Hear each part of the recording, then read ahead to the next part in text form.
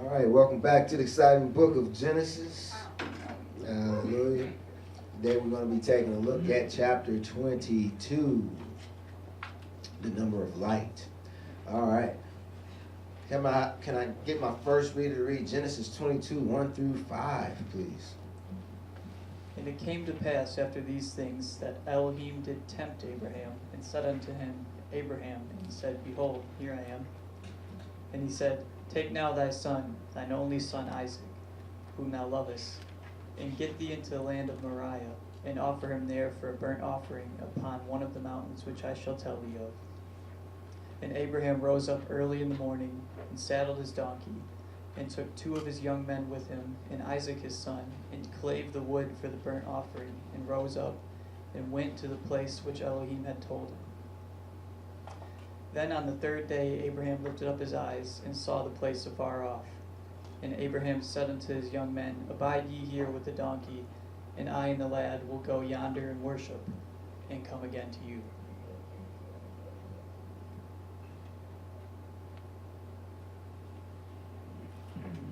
Hallelujah.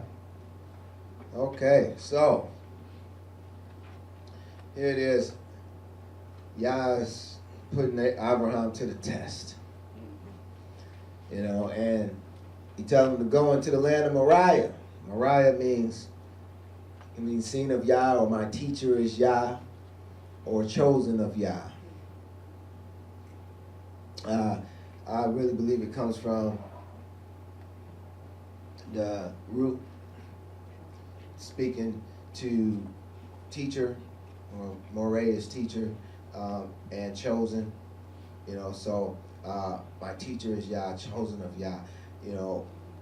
Now also says for it that he got up in the morning and he went and he got his son and he got a couple men, got his buttocks, and they went off and at some point he told his young men to bide here with the buttocks, and he went on ahead. Let's see what happens next. Verses 6 through 12. My next reader, please. And Abraham took the wood of the burnt offering and laid it upon Isaac his son. And he took the fire in his hand and a knife, and they went both of them together. And Isaac spoke unto Abraham his father, and said, My father?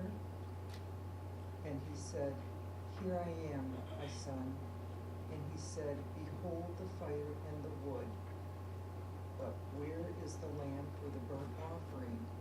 And Abraham said, My son Elohim will provide himself a lamb for a burnt offering. So they went both of them together. And they came to the place which Elohim had told him of. And Abraham built an altar there, and laid the wood in order, and bound Isaac his son, and laid him upon the altar upon the wood. And Abraham stretched forth his hand, and took his knife to slay his son. And the angel of Yahuwah called unto him out of heaven, and said, Abraham?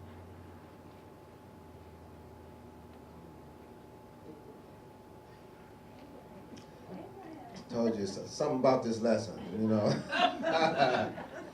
something about this lesson.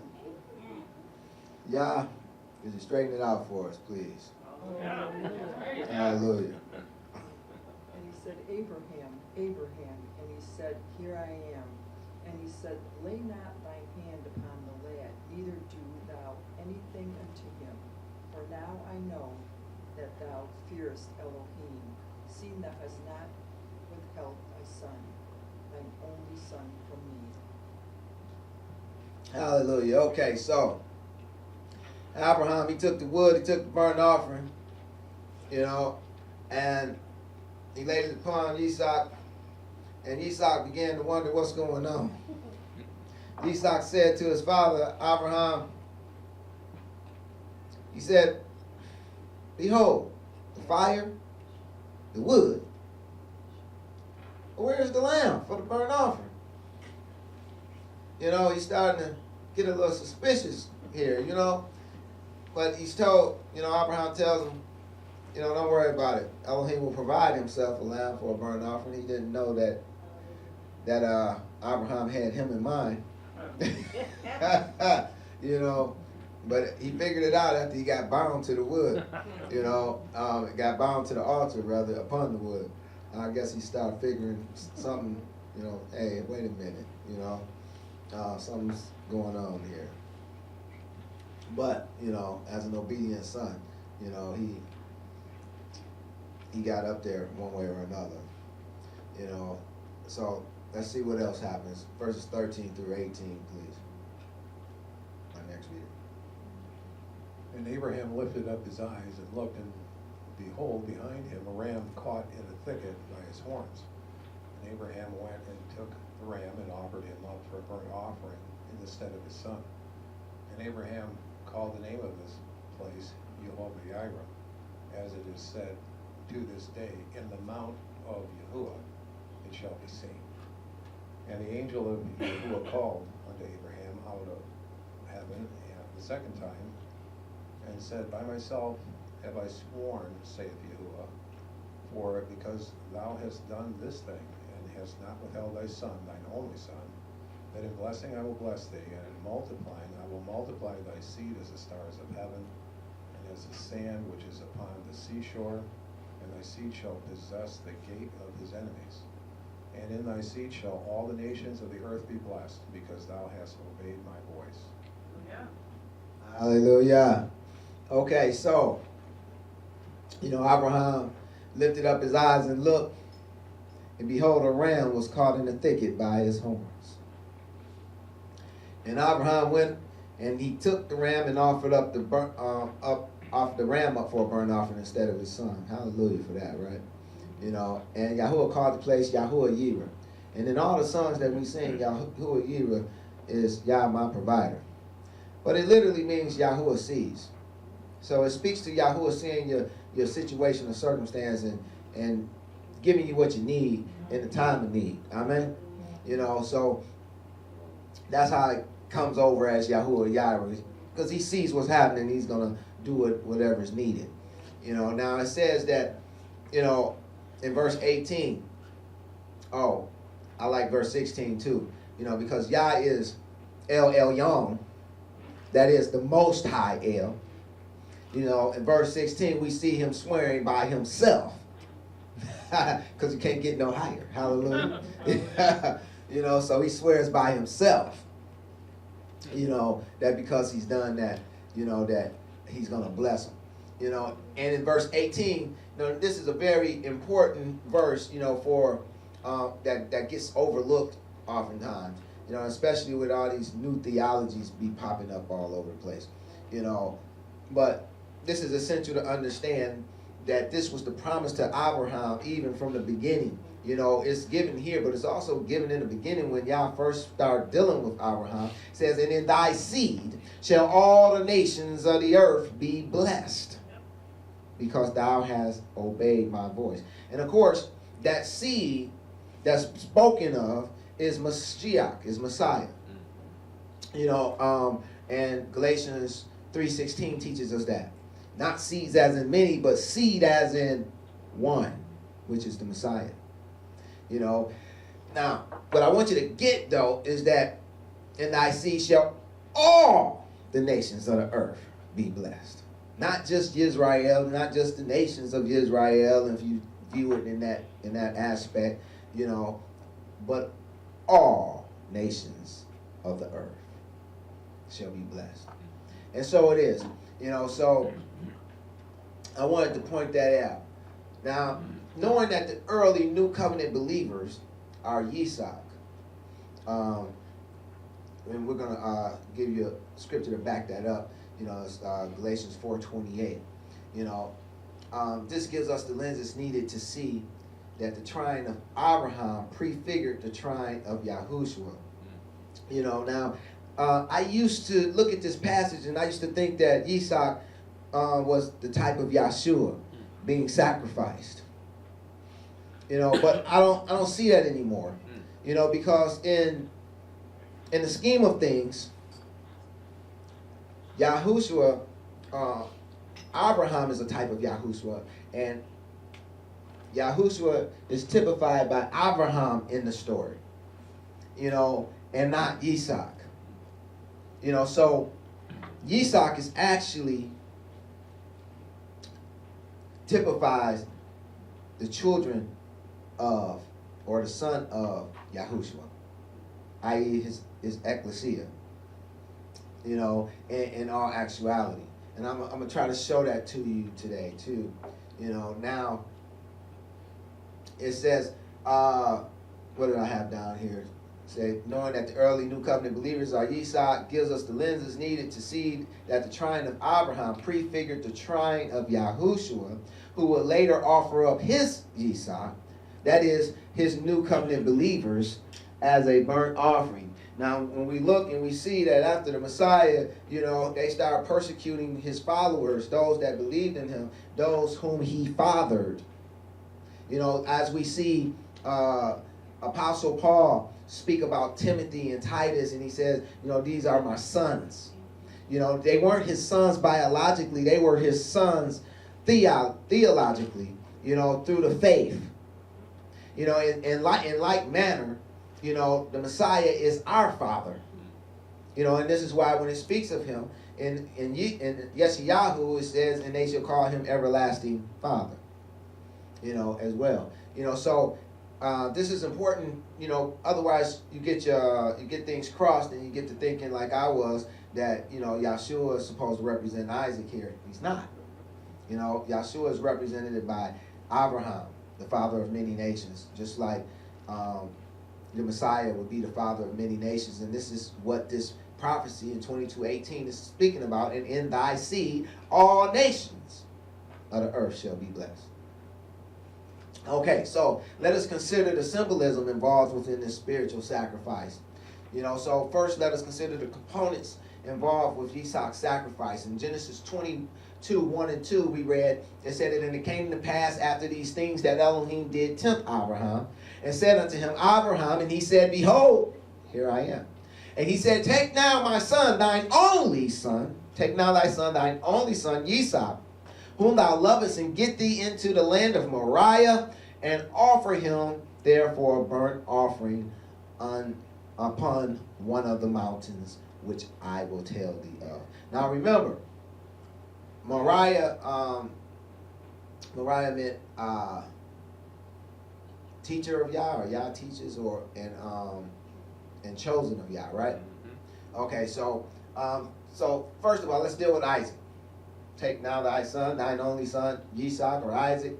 Now, Galatians 4:28 let us know the spiritual significance of Isaac. It says, now we, brethren, as Yitzhak was, are the children of promise. So that's letting us know that who Yitzhak is. It's the early Christians, the believers, the early believers, you know, of Messiah. They are as Yitzhak, the promised child.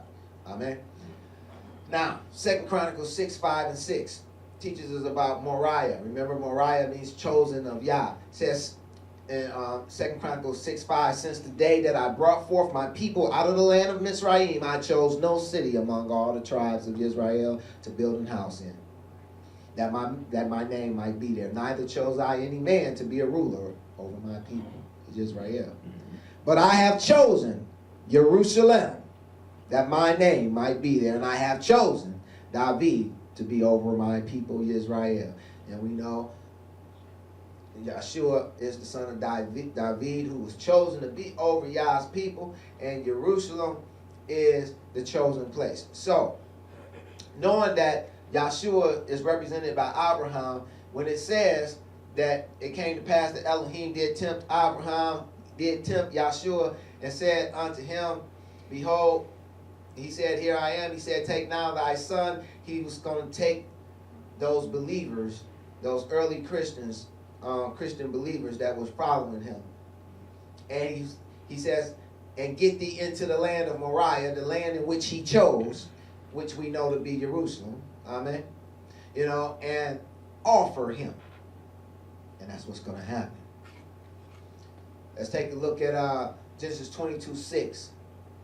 It says, and Abraham took the wood of the burnt offering and laid it upon Yitzhak his son, and he took the fire in his hand and a knife, and they went both of them together. So he took the wood of the burnt offering. So let's take a look at the spiritual significance of the wood of the burnt offering. Let me have my next reader read Matthew 3:7-10, please. But when he saw many of the Pharisees and Sadducees come to his baptism, he said to them, O generation of vipers, who has warned you to flee from the wrath to come? Bring forth therefore fruits, meet for repentance. And think not to say within yourselves, we have Abraham to our father. For I say to you that Elohim is able of these stones to raise up children unto Abraham. And now also the axe is laid unto the root of the trees.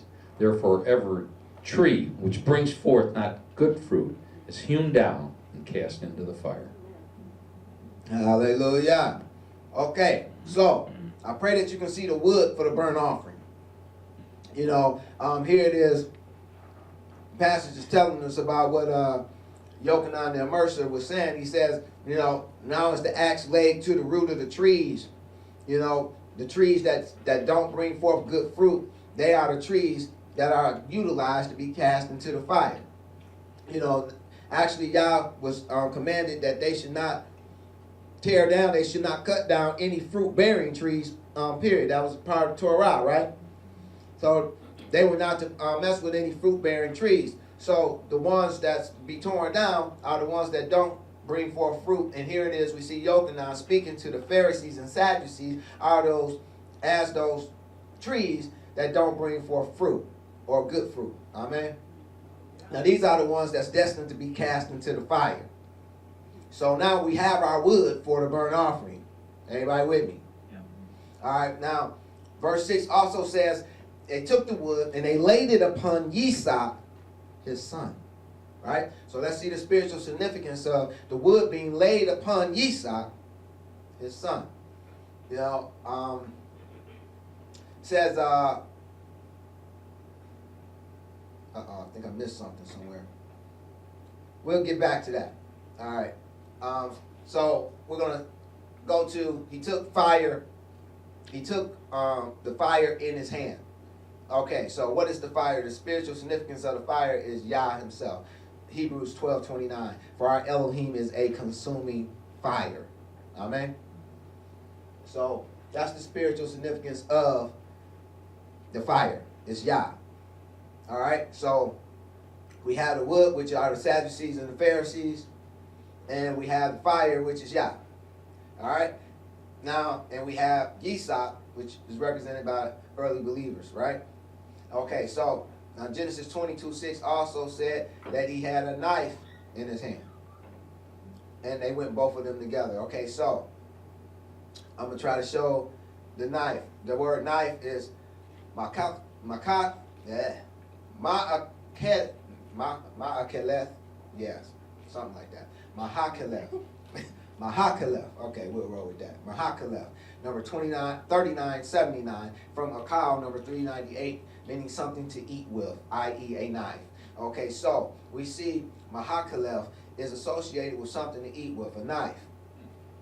All right, what do you do with a knife? You cut stuff, right? Keep that in mind. All right, so Acts 6:8-10 speaks of Stephen. It says, and Stephen, full of faith and power, did great wonders and miracles among the people. Then there arose certain of the synagogue, which is called the synagogue of the Libertines, the Cyrenians, the Alexandrians, and of them of the Cilicia and Asia, disputing with Stephen. And they were not able to resist the wisdom and the ruach by which he spake. Okay, so, and then it says, and if we jump down to Acts 7:54, it says, and when they heard these things, they were cut to the heart. And they gnashed on him with their teeth. So can you see something to eat in this? Can you see some cutting going on with a knife? Amen? Now, verses 7 and 8 of Genesis 22. Now, at the end of 7, it says, but where is the lamb for a burnt offering?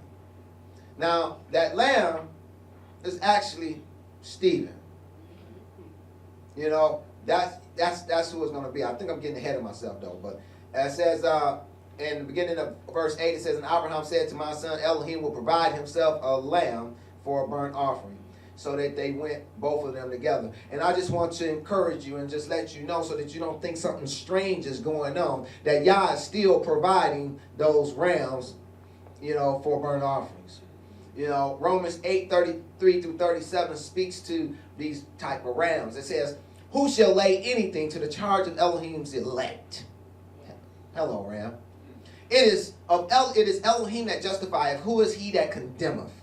It is Mashiach that died, yea, rather that is risen again, who is even at the right hand of Elohim, who also maketh intercession for us. Who shall separate us from the love of Mashiach? Shall tribulation, or distress, or persecution, or famine, or nakedness, or peril, or sword, as it is written, for thy sake we are killed all the day long. We are accounted as sheep for the slaughter. Nay, in all these things we are more than conquerors through him that loved us. So even if you are called to be one of these elect, if you're called to be one of these rams, if you are called to be one of these that live their lives as a living sacrifice unto Elohim, then no matter what happened, whether it be tribulation, distress, persecution, famine, nakedness, peril, or sword, that nothing shall separate you from the love of Yah, and that in all those things, you're still more than a conqueror. Hallelujah. Hallelujah. All right, now, Genesis 22:13 said that Abraham lifted up his eyes and he looked, and behold, behind him, caught in a thicket. He said, behold, behind him a ram caught in a thicket. Now, the ram, as I was speaking of, is Stephen. Now a thicket. What is a thicket? A thicket, the word in the Greek is sabak, number 5442. It speaks to a copse. A copse is a small group of trees. Amen? All right, so now, what is the spiritual significance of trees? Mark 8:23 and 24, gives us a second witness. We already, used John and Mercer's, Yochanan and Mercer's statement, but let's get a second witness from Mark 8:23 and 24. It says, and he took the blind man by the hand and led him out of the town, and when he had spit on his eyes and put his hands upon him, he asked him if he saw aught, and he looked up and he said, I see men as trees walking. See, I want you to know and understand that the spiritual significance, of that wood, the spiritual significance of that wood is the Pharisees and the Sadducees and wood come from trees, right? And men are as trees, and spiritually speaking. So that's makes up that wood. Now it says that the ram was caught in a thicket. Let's take a look at that thicket. Let me have my next reader read Acts 6:11 through 14, please. Then they suborned men, which said, we have heard him speak blasphemous words against Moshe and against Elohim. And they stirred up the people and the elders and the scribes, and came unto him, and caught him, and brought him to the council, and set off false witnesses, and said, this man ceased not to speak blasphemous words against this holy place and the law. For we have heard him say that Yahushua of Nazareth shall destroy this place and take charge, and shall change the customs which Moses delivered us. Hallelujah. Okay, so we can see the thicket. We can see this small group of men in which Stephen has gotten himself caught up in, right? The Alexandrians, the Cyrenians, all those other ends, But we see that this group of men that he has got caught up in, amen? And now here it is. It says that they stubborn men, which said, we have heard him speak blasphemous words against Moshe and against Elohim. So what they're holding them to, what's holding them is the blasphemous words, what they perceive as blasphemous words against Moshe, right? And so this is the reason that that they're utilizing is these blasphemous words. Keep that in mind, because it says that he was caught in a thicket. So we see a group of men that the thicket's spiritual significance is a small group of trees or a small group of men. We see that he's within a small group of men, but it also says that he's held by his horns. Now, when we look at by his horns and we consider the spiritual significance of horns, we find something astounding that speaks to the story. In 1 Samuel 2:1 it says, and Hannah prayed and said, my heart rejoiceth in Yahuwah, my horn is exalted in Yahuwah. And then she pretty much says the same thing in another way. She says, my mouth is enlarged over mine enemies because I rejoice in thy salvation, thereby showing us that the horn is similar to the mouth. Now, when you consider that, can you see that Stephen is caught up by the horns, by his mouth, the blasphemous words that they perceived that was against Moshe and against Elohim? Can you see that? You know, he is caught in the thicket, this group of men, by his horns. Ezekiel, not 29:21, is a second witness to the horns speaking to the mouth. It says, in that day I will cause the horn of the house of Israel to bud forth, and I will give thee the opening of the mouth in the midst of them, and they shall know that I am Yahuwah. So can you see Stephen literally caught in the thicket by the horns? Now, hereby we learn that horns spiritually speaking typify to our mouths. And in the story, the story of Stephen is clear that he truly did get caught in the thicket. That is a small group of men by his words. And if that isn't enough to convince you, let us consider what Stephen's name means. His name means chaplet or crown, which is an ornament upon the head, just like the horns is an ornament upon the head of a ram. Amen? All right, so Genesis 22:13 said, and Abraham went and took the ram and offered him up for a burnt offering. You know, and verse 14 said, and the name of that place was Yahuwah Yireh, as it is said today, to this day, in the mount of Yahuwah it shall be seen. Now, Yahuwah Yireh again means Yahuwah sees. Amen? So let's take a look at our sacrifice, Stephen, our sacrifice, and see if Yahuwah Yireh. It says in verses 55 through 60 of Acts 7, it says, but he, speaking of Stephen, being full of Ruach Kadesh, looked up steadfastly into heaven and saw the glory of Elohim and Yahushua standing on the right hand of Elohim. And said, behold, I see the heavens opened, and the Son of Man standing on the right hand of Elohim. And they cried out with a loud voice and stopped their ears and ran upon him with one accord. And they cast him out of the city and stoned him. And the witness laid down their clothes at the young man's feet, whose name was Saul. And they stoned Stephen, calling on Elohim and saying, Adonai Yahushua, receive my ruach. And he kneeled down and he cried with a loud voice, Adonai, lay not this sin to their charge. And when he had said this, he fell asleep. You know, it said that, and Abraham looked behind him and saw a ram caught in the thicket. When Yahushua looked behind him, who was coming behind him? It was Stephen. And he was caught in a thicket. He had his horns caught in a thicket in a group of men. And those group of men was as wood. And they bound themselves to him. And the fire of Elohim began to consume that wood, and that wood began to heat that flesh. And that flesh perished because of the heat from the wood. You know, so I want you to be able to see this spiritual picture because, you know, it speaks to each and every one of us who are called to be as Stephen, who are to be those rams, who are to be the sons of Elohim, who are to be the sons of Yahshua. You know, this is what we have to look forward to.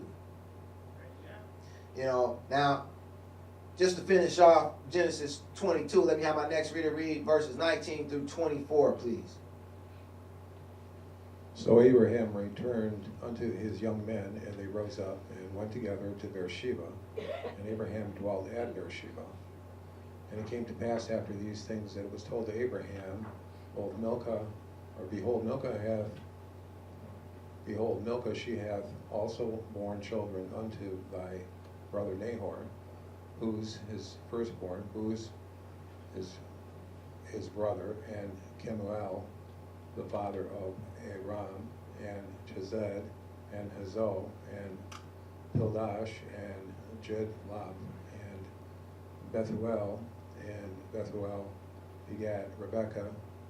These 8 Milcah did bear to Nahor, Abraham's brother, and his concubine, whose name was Remuah. She bare also Tavah, and Gaham, and Mahash, and Mahakah.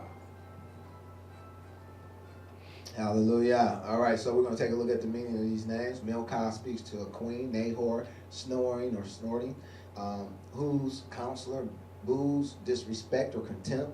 Kemuel, raised of Elohim. Amram, exalted or high. Kesed, increase. Hazo, or Hazo, vision or seer. Pildash, flame or fire. Yidlaf, weeping or tearful. Bethuel, destroyed of El. Rebekah, fettered or ensnared. Rumah, raised or elevated. Teba, massacre or slaughter. Gaham, to burn. Dakash, seal or skin. Ma'akah, oppression. You know, so I pray that today that you've learned what the true sacrifice of Elohim that Yahshua has bound unto the wood is. You know, and you know, I pray that you can see, you know, that our lives are supposed to be a living sacrifice. You know, because we're supposed to pick up our torture stakes and follow Yahshua. You know, and when he picked up his torture stake, he wasn't going to have a party. He wasn't going to have a good time. He was going to be tortured unto the death. He was, what was they torturing? They was torturing his flesh. You know, and, you know, even though they killed his flesh, he raised it back up again. You know, and likewise with us, even though they kill our flesh, just be encouraged that that's all they can do. But Yah is able to raise us up again, even in spite of. That's all I have for you today. Pray it was a blessing.